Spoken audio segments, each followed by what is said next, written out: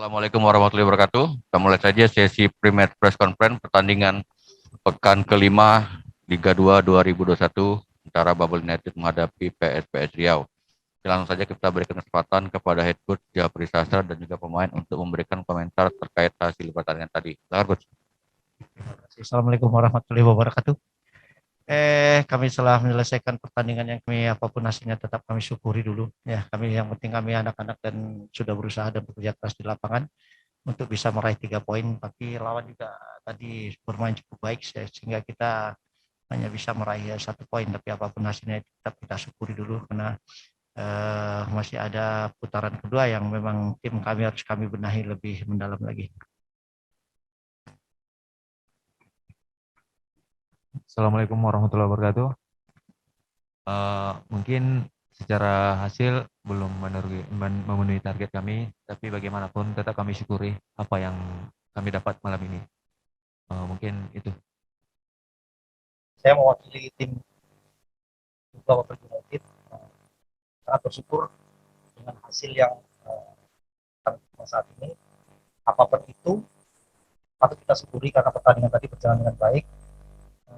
Kami juga memiliki banyak peluang, tapi sayang sekali itu merupakan PR buat kami karena selama ini minim sekali kita menciptakan gol. Peluang saja mungkin sedikit bagi bisa menciptakan. PR dari kami yang pelatih untuk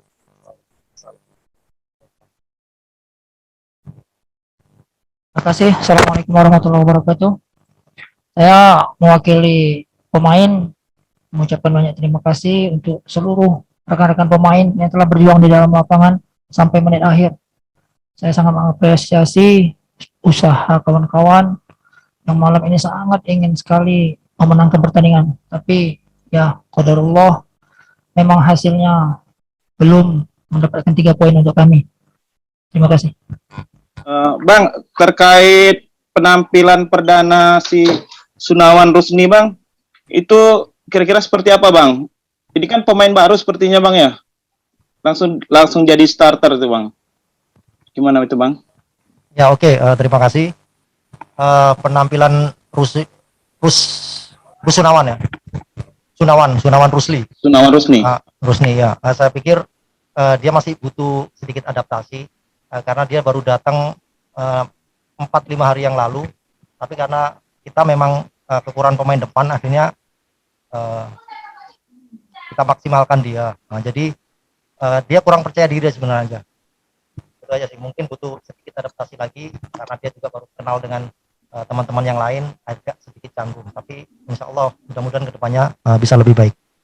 Oke, Bang. Selanjutnya, Bang, untuk putaran 2 ini kira-kira gimana, Bang? Kondisi Titus Bonai, Bang? Apakah bisa ditampilkan, Bang?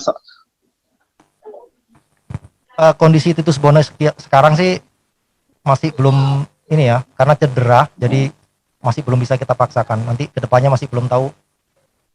Itu. Okay. Mungkin ada penambahan pemain baru, Bang, di putaran kedua, Bang, sebelum bursa tahap 2 ditutup tanggal 4 ini, Bang? Insya Allah mungkin bisa saja terjadi. Oke. Terima kasih, Bang. Hai pemirsa Sri Popo TV, jangan lupa komen, like, dan subscribe, serta tonton terus berita-berita terupdate lainnya ya.